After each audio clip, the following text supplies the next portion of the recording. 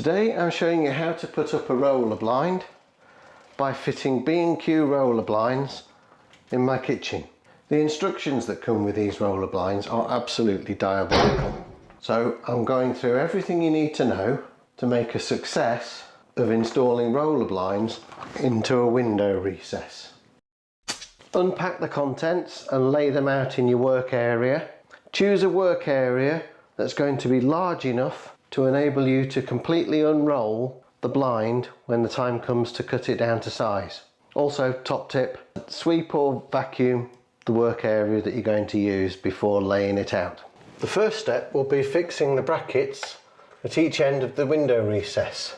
Now the brackets came with holes only in the top. I've actually drilled some fresh holes in the brackets because I've already got some plugs in the wall where I've had a roller blind before, so I'm going to reuse those fixings. The fixings that come with the blinds are only really suitable for use in masonry, but if, like us, you've got plasterboard dot and dabbed onto a wall, you'll want to use some plasterboard fixings like these from Fisher. Luckily these blinds are not heavy, so you don't need heavy duty fixings, medium duty will do. However, something I have found in the past is that when I've put fixings in here, it's caused the plasterboard to break up, especially if you're trying to fit it right into the corner. I'm actually not, I'm fitting it out of the corner, slightly away from the window and slightly down from the top, partly because I've got vents in the windows and I want to be able to get at those over the top of the blind. But also it moves your fixing points into an area where there's a bit more material around them. Drill through there carefully before you put your plasterboard fixings in. If you do decide that you want to fix to the top, then I would suggest putting a 40 by 12mm batten across the top of the recess, which you can screw and glue in a couple of places, and then you can fix the bracket to that batten. It'll make a much stronger installation all round.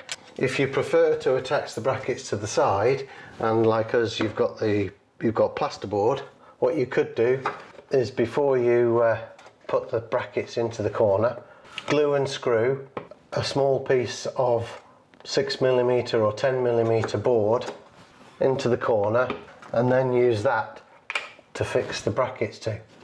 Once you've painted this the same colour as your wall, you'll never notice it, especially if you chamfer these edges. A trick I used upstairs when I had to contend with plasterboard dot and dabbed was, after drilling the 6mm holes to take these Fisher plasterboard plugs, I squirted some expanding foam through both holes into the space behind the plasterboard and then immediately fitted the fixings into the board. The foam expands behind, fills up all the space. It even came out of the hole, so I had to trim it off. But once it sets, it gives the whole thing a lot more strength. You also need to decide at this stage which end of the blind you want the pull cord to be at and select the correct bracket for that end. Now comes the tricky part, and this is where the instructions were a particular letdown. We now need to measure the distance between the brackets and calculate how long to cut the aluminium tube in the middle of the blind, and also how wide to cut the blind material. If we look at the bracket at each end, you'll see that there's some additional parts that fit into the end of the aluminium tube and take up some space on this side of the bracket, and the same at this end. We need to allow space for the cord mechanism to fit in. Very carefully measure between this face and this face of the other bracket. I suggest putting the body of the tape measure on the floor and having plenty of the measure out of its body so that you're not having to deal with the weight of it. If you've got an assistant who can help you out, then all the better. In this instance I'm measuring 1 metre 35.2 centimetres, so 1.352 metres. Now test fit the inserts into the end brackets so that you can see which face you need to measure. This little round piece here fits inside So we need to measure from this face here to here, which is 9 millimeters. At this end, this axle fits into the brackets there. Because we've measured from this surface, we now need to measure the thickness here from there to there, which in this instance is only 1 millimeter.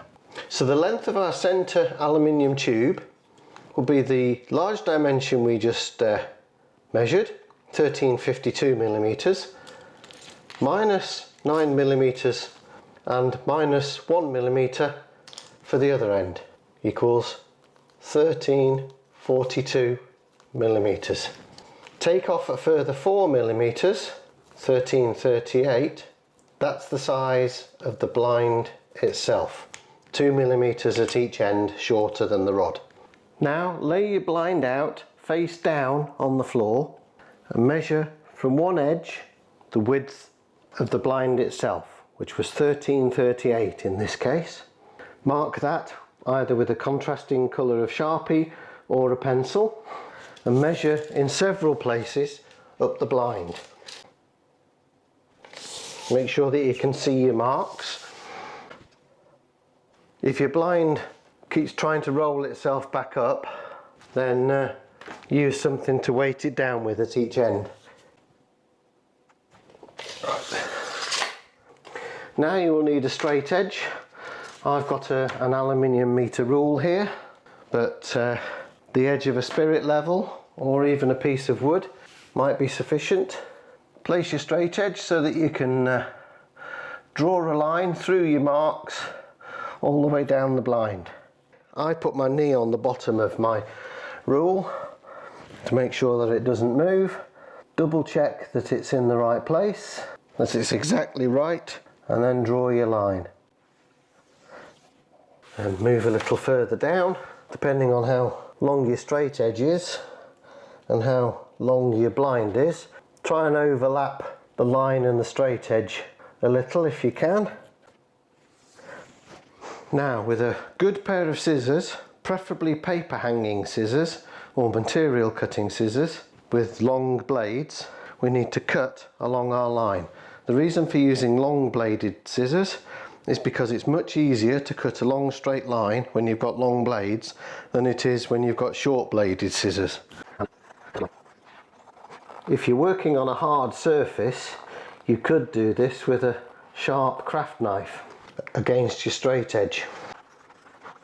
Take it slowly and gently because we don't want any wavy or ragged edges that might show in your window when the blind is closed. Depending on the material of your blind and if your scissors are sharp enough, you might be able to hold the scissors about half open like this and simply push the scissors along the line and they act like a knife. It needs to be a plastic based material really for that to work. There's a couple of ways you can approach cutting off the waste piece. If the blind is fairly narrow, you could just get hold of one end and slide the waste piece out of the pole and cut it off with the scissors. But if it's quite wide like this, that's quite hard to do. So I'm using a fresh blade to cut from the edge and take the waste piece off. Next we need to cut the pole. Prop your pole up on a suitable work stand. I like to use my hop up for this. You could even do it off the edge of decking. Make sure that the edge of your blind is 2 millimeters from the end at the other end there, and cut the aluminium pole with an extra 2 millimeters at this end using your hacksaw with a fresh blade. Double checking that again that the blind material is central to the pole. Wind the material onto the pole with the material colour showing on the outside. And again using your hacksaw, the rod which acts as a weight on the blind needs to be cut about 5 millimeters or so shorter than the width of the blind material. and insert into the bottom of the material. And remembering which end has the cord, insert the mechanism into the tube. And now you can do the same with the other end. Making sure that the cord entry and exit are pointing downwards, offer the blind into place, cord end first, and offer the other end into its bracket. If you do find that it's a little tight, do make sure that you've pushed the end pieces firmly into the aluminium tube. And if you do find that you've not quite cut enough off the aluminium and it remains tight, then you can always tickle a little more off with a file or a sander of some description. Fit the locking piece into the opposite end to the cord. That's to make sure that that is locked in place. Release your cord at the other end, and if you have got small children and there's any possibility that they could climb up and play with the cord, then affix this bracket to the wall or the window frame to prevent any accidents whereby the children might get their head caught in this loop.